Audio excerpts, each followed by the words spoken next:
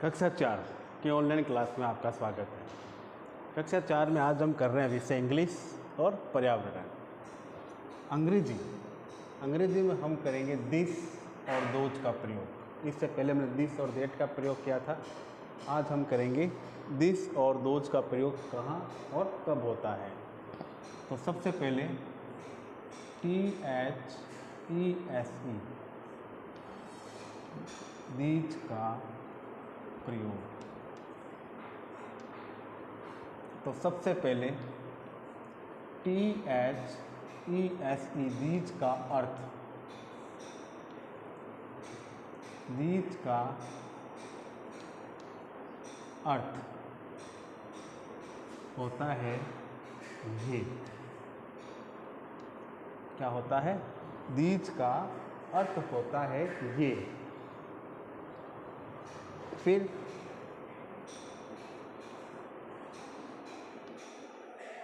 These का प्रयोग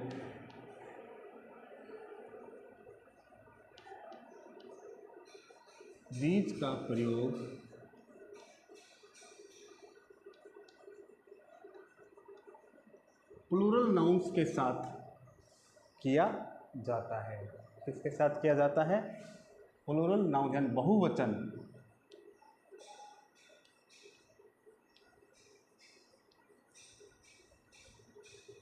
बहुवचन संज्ञा के साथ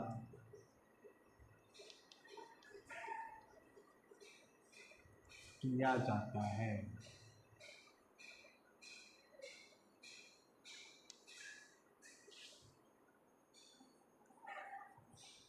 यानी दिस का प्रयोग बहुवचन का कोई वाक्य होता है, यानी प्लूरल नाउन्स यानी बहुवचन संज्ञा के साथ में किया जाता है। और तीसरा नियम है इसका, दीज का प्रयोग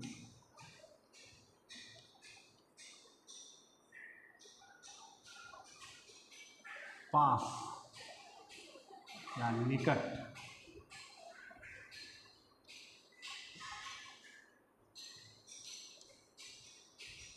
की वस्तुओं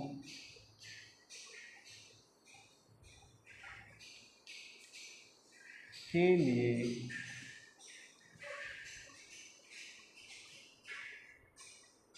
किया जाता है। देखो, 3 बातें याद रखनी है। सबसे पहले दीज का अर्थ होता है ये। क्या होता है? ये। और ये बहुवचन संज्ञा जो होती है, यानी प्लूरल नाउन जो होता है, उसके साथ में इसका प्रयोग होता है। और ये दीज का प्रयोग पास या निकट की वस्तुओं को बताने के लिए किया जाता है। जैसे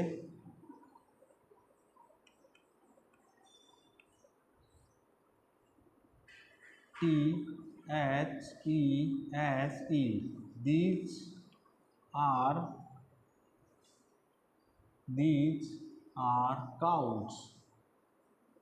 these are cows। अब देखिए दीज, यहाँ देखिए काउस संज्ञा क्या है हमारी? COWS couch. काउच मीन्स होती है गाय, और COW काउ मीन्स होती है गाय, यानी एक वचन। इसका बहुवचन हो गया COWS काउच।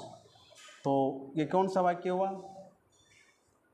Plural nouns. और इसके साथ में किसका प्रयोग? दीज। और हमने ईच MR का नियम भी पढ़ाया था मैंने आपको। उसमें मैंने आपको बताया था कि दीज आर का प्रयोग हमेशा बहुवचन के कर्ताओं के साथ किया जाता है। तो देखिए दीज लिखा हुआ है यहाँ पे, और दीज क्या है?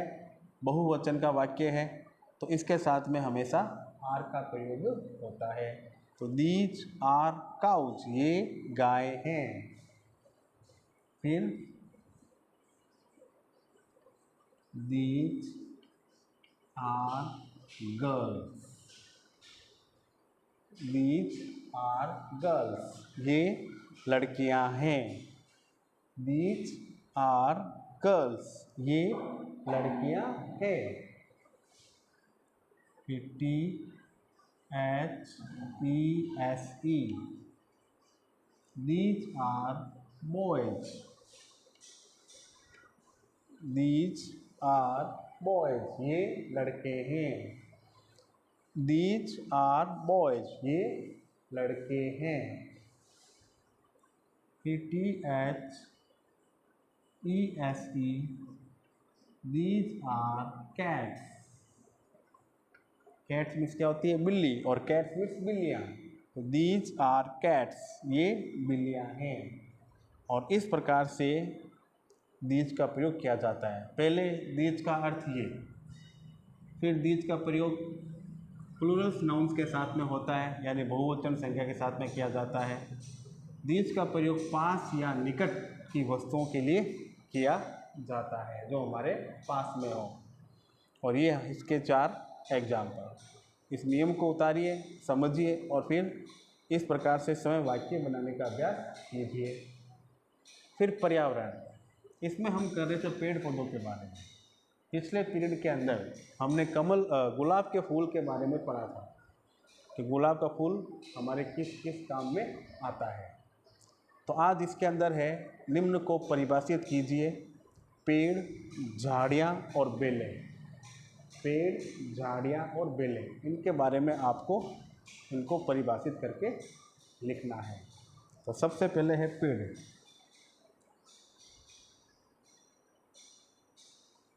जो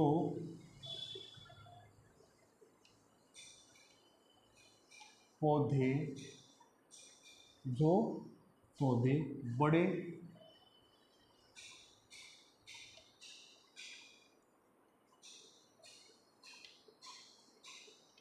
ऊंचे और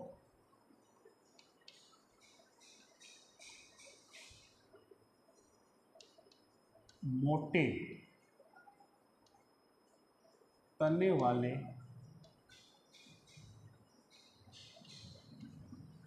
होते हैं। जो पौधे बड़े, ऊंचे और मोटे तने वाले होते हैं, उन्हें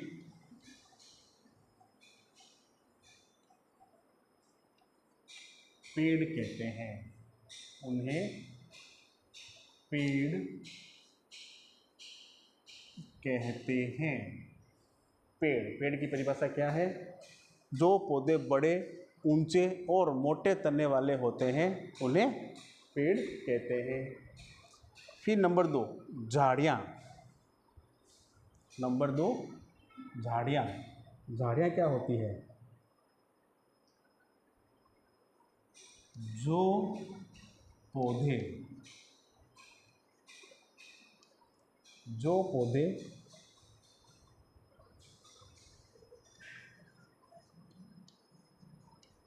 बहुशाखीय,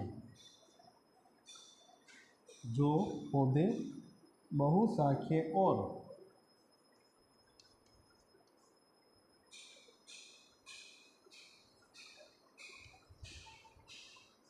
मध्यम आकार, यानी जो पौधे बहुशाखीय और मध्यम आकार की तने वाले होते हैं,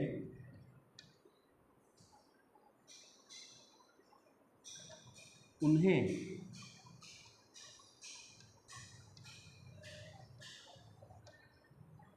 झाड़ियाँ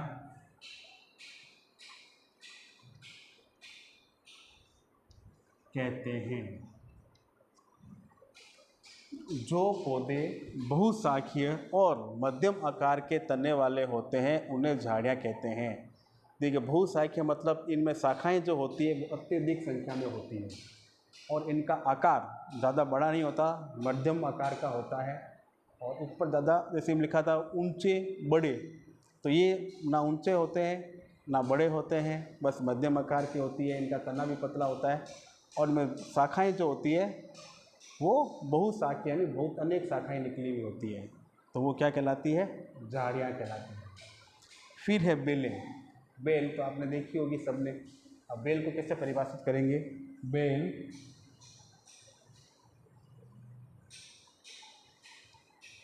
ये कमजोर, लंबे,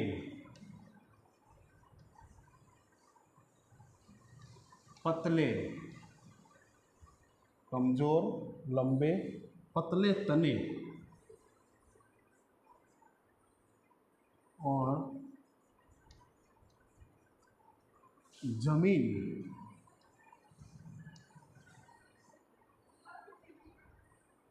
पर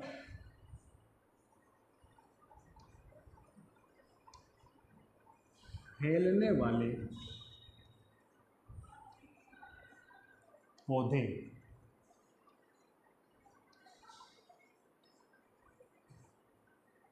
बेल कहलाते हैं।